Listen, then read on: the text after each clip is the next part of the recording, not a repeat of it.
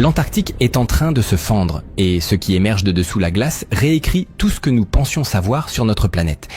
Au début de 2025, un bloc de glace de la taille de Chicago s'est détaché et en dessous, il n'y avait pas que de l'eau.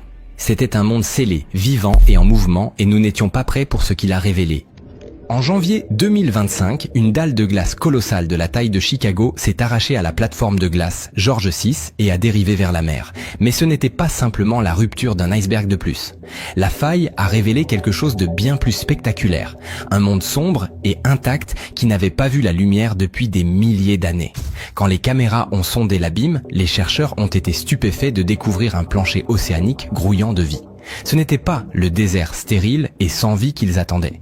Au contraire, c'était le domicile d'immenses araignées de mer, d'octopodes transparents et d'étranges structures de corail accrochées aux rochers. Ce qui a le plus déconcerté les scientifiques, c'est de comprendre comment un tel écosystème pouvait exister.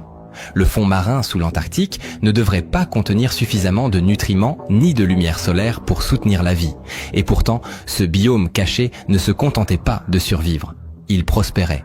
Les créatures qui y vivent avaient évolué dans l'obscurité totale, sous une pression immense, à des températures glaciales qui tueraient instantanément la plupart des organismes. Leur stratégie de survie était extraordinaire, un sang jouant le rôle d'antigel, des mouvements en slow motion glaciaire et une physiologie conçue pour résister au froid écrasant. Les gigantesques araignées de mer, par exemple, atteignent ici des tailles bien plus grandes en raison de l'effet du froid sur la solubilité de l'oxygène.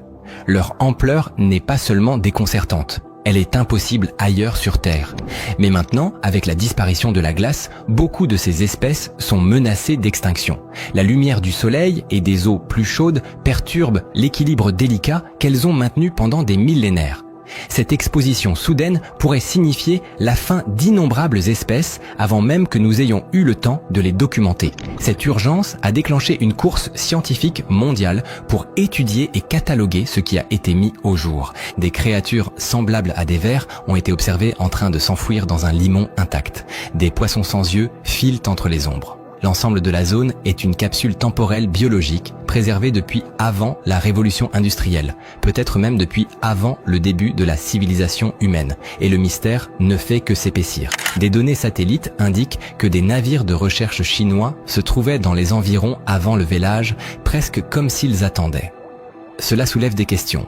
Cette rupture était-elle entièrement naturelle ou quelqu'un l'a-t-il provoquée ? Une activité sismique inhabituelle a été enregistrée quelques minutes avant l'événement. Des vibrations nettes et anormales profondément sous la glace. Certains scientifiques se demandent s'il s'agissait d'un déplacement tectonique ou du résultat de quelque chose de bien plus délibéré. Quoi qu'il en soit, le vélage n'a pas seulement brisé une plateforme de glace, il a fissuré un chapitre scellé de l'histoire de la Terre. Désormais, pour la première fois, le monde entier y jette un regard. Exploration de l'abîme. Alors que le monde débattait de politique, la Chine s'est discrètement implantée dans l'endroit le plus hostile de la planète. Aujourd'hui, elle exploite 5 grandes stations de recherche antarctiques. Grande Muraille, Zhongshan, Kunlun, Taishan et la toute nouvelle station Qinling. Cette dernière, achevée à la fin de 2025, se dresse comme une forteresse face à la nature, construite pour supporter des vents de 322 km/h et des températures descendant en dessous de moins 26,7 degrés Celsius. Mais ce n'est pas seulement l'ingénierie qui soulève des questions, c'est le secret entourant tout cela. Les expéditions annuelles de la Chine sont gigantesques. Des dizaines de scientifiques et d'ingénieurs à bord de brise-glace comme le Xuelong et le Xuelong 2, transportant de puissants forages, des matériels de carottage profond et des réseaux de surveillance. Sur le papier, ce sont des missions scientifiques, mesurer les chutes de neige, étudier les données climatiques, cartographier le terrain subglaciaire.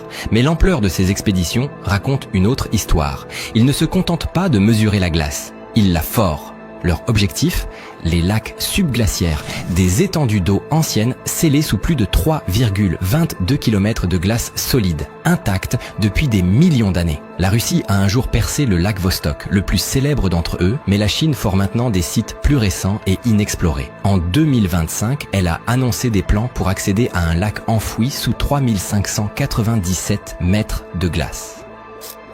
En utilisant des forages à l'eau chaude stérile pour éviter toute contamination, elle prétend rechercher le passé microbien de la Terre.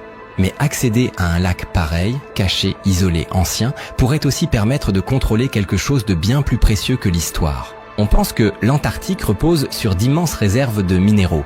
Or, pétrole, terres rares, et bien que le traité sur l'Antarctique de 1959 interdise l'exploitation minière, il est prévu pour être réexaminé en 2048. Le développement des infrastructures par la Chine suggère une planification à long terme.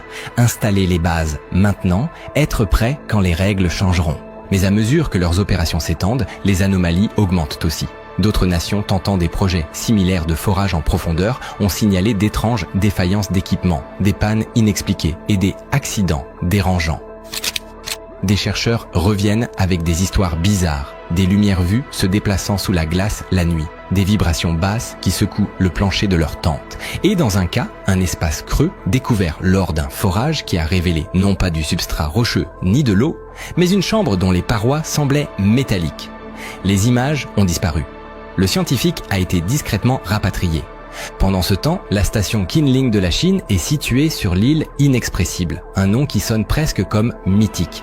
Officiellement, elle est là pour l'étude du climat, mais son emplacement offre un accès parfait à la surveillance par satellite et au suivi du trafic de l'océan austral. Les analystes militaires murmurent à propos de hangars enfouis, de plateformes de lancement protégées par radar et de réseaux de surveillance high-tech déguisés en stations météorologiques.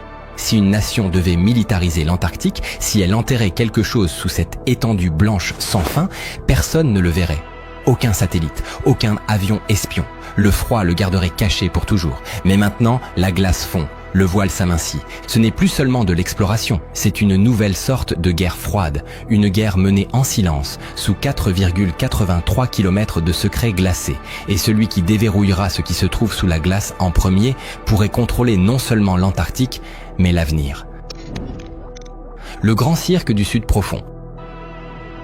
Le monde sous la glace de l'Antarctique n'est pas seulement étrange, il est terrifiant. Quand la plateforme George VI s'est fissurée en 2025, les caméras ont capté un spectacle de gigantisme polaire. Des créatures qui devraient être microscopiques étaient gigantesques. Des araignées de mer s'étendaient sur plus de 30 cm de large, leurs organes débordant dans leurs longues pattes effilées. Elles n'avaient pas de poumons, juste des trous dans leur carapace pour respirer. Les éponges de verre, presque invisibles dans d'autres océans, formaient ici d'immenses structures de silice filtrant l'eau dans un silence absolu. Certaines étaient âgées de plus de 10 000 ans. Des isopodes, sortes de cafards géants des profondeurs, rampaient sur le fond marin, dévorant tout ce qui tombait de la surface. Mais les choses ont pris une tournure plus sombre. En août 2025, des scientifiques ont documenté un prédateur défiant toute logique, une éponge boule de la mort couverte de petits crochets qui attrapait les proies de passage pour les digérer vivantes. Puis il y avait les vers zombies, sans bouche, sans intestin, aveugles, qui survivaient uniquement en dissolvant les os de baleines mortes grâce à des bactéries symbiotiques. Ces créatures sont des extrémophiles, des formes de vie ayant évolué pour des environnements impossibles. Elles survivent sans lumière du soleil, se nourrissant de produits chimiques ou filtrant des bactéries dans une eau plus froide que le point de congélation. Dans les lacs subglaciaires, à plusieurs kilomètres sous la surface, des microbes vivent depuis plus de 15 millions d'années sans jamais avoir vu la lumière ou respirer d'air. Pour certains, c'est ce qui se rapproche le plus de la vie extraterrestre sur Terre. Pour d'autres, c'est un carburant pour les théories du complot. Les partisans de la Terre plate pointent les restrictions militaires autour de l'Antarctique, affirmant que ce n'est pas un continent mais un mur glacé encerclant le monde. La science rejette cette idée, mais le secret entourant les expéditions ne fait qu'alimenter les soupçons. Puis vinrent les histoires de Ningen, d'énormes créatures humanoïdes blanches, aperçues selon certains équipages de pêche japonais, mesurant plus de 27 mètres de long, avec des visages semblables à ceux des humains. La plupart des scientifiques les considèrent comme des mythes ou des icebergs mal identifiés. Mais dans un endroit où les araignées atteignent la taille d'un ballon de basket, qui peut vraiment en être sûr ? Et il y a pire encore, les choses qui semblent carrément non naturelles. Des explorateurs ont trouvé des objets métalliques parfaitement sphériques, enfouis profondément dans la glace. Ils ont des millions d'années, et sont plus résistants que tout ce que l'on connaît à la surface. Lorsque des équipes ont tenté de les extraire, les lames ont cassé.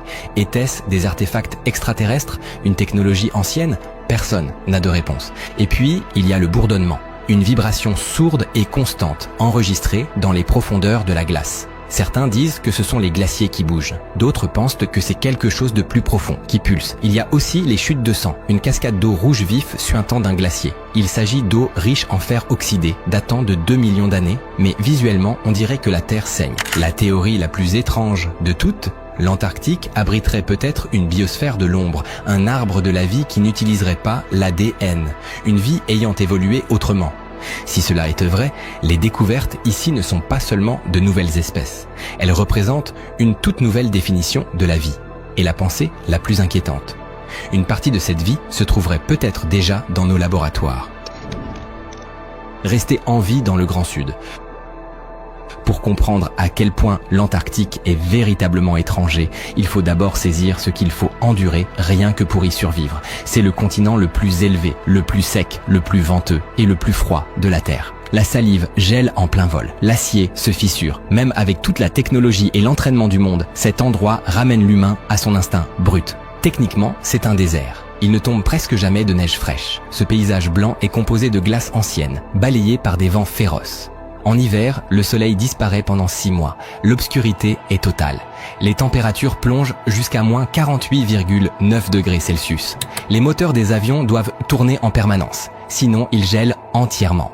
Survivre ici n'est pas juste inconfortable, c'est brutal. Imagine vivre dans une boîte métallique avec 20 personnes pendant une tempête de 3 semaines, avec un vent si violent que tu ne peux même plus penser clairement. La neige s'accumule jusqu'à bloquer la porte. Un pas dehors et une seule erreur peut te faire tomber dans une crevasse. Un gouffre invisible, profond de centaines de kilomètres, dissimulé sous une fine croûte de neige. Si tu y tombes, la glace peut t'écraser avant même qu'on ait le temps d'appeler à l'aide. Et puis, il y a le poids mental. Dans ce froid, ce silence, cette obscurité, certaines personnes disent entendre des voix, voire des silhouettes dans les tempêtes de neige. Le cerveau humain, privé de couleurs, de lumière et de stimuli, commence à inventer des choses pour combler le vide. Et pourtant, les scientifiques reviennent année après année. Pourquoi? Parce que l'Antarctique est une sorte de machine à remonter le temps naturel et un terrain d'entraînement pour Mars. La NASA utilise la station Amundsen Scott au pôle sud pour préparer les astronautes à des missions hors Terre. Si tu peux survivre ici, tu peux survivre n'importe où. Mais les récits de survie glissent souvent vers quelque chose de plus étrange. Une équipe, dans les années 1970, affirmait être tombée sur un champ gelé rempli de corps humanoïdes, avec des crânes allongés et des doigts anormalement longs. On leur aurait ordonné de partir et de ne jamais en parler. D'autres équipes parlent de boussoles tournant sur elles-mêmes, de GPS devenus fous et d'heures entières disparues sans explication. Certains disent que le pôle sud magnétique est plus qu'un simple phénomène géologique. C'est une porte. Et puis, il y a le vent. En particulier, les vents katabatiques. Nés des hauts plateaux du continent, ces vents accélèrent en dévalant les pentes, atteignant parfois les 322 km/h. Ils sablent les structures, déchirent les tentes en lambeaux et arrachent la peinture du métal. À ces moments-là, l'air lui-même devient une arme. Et malgré tout, chaque année, de nouvelles stations de recherche émergent. Toujours plus de personnes prennent tous les risques pour creuser dans la glace. Certains y cherchent de l'énergie dans les lacs subglaciaires. D'autres espèrent découvrir une vie ancienne ou une histoire oubliée. Quels que soient leurs objectifs, l'Antarctique ne livre pas ses secrets facilement. Chaque découverte a un prix. Équipement broyé, vie perdue ou silence inquiétant. La glace reprend toujours ce qu'elle révèle. Et sous ces couches gelées, quelque chose de très ancien semble se réveiller. Alors, l'Antarctique est-il simplement en train de fondre, ou bien quelque chose de très ancien est-il en train de s'éveiller sous la glace? Que cachent vraiment ces stations de recherche? Dites-nous ce que vous en pensez dans les commentaires. Et si vous voulez d'autres mystères glaçants aux confins du monde connu, n'oubliez pas de liker et de vous abonner.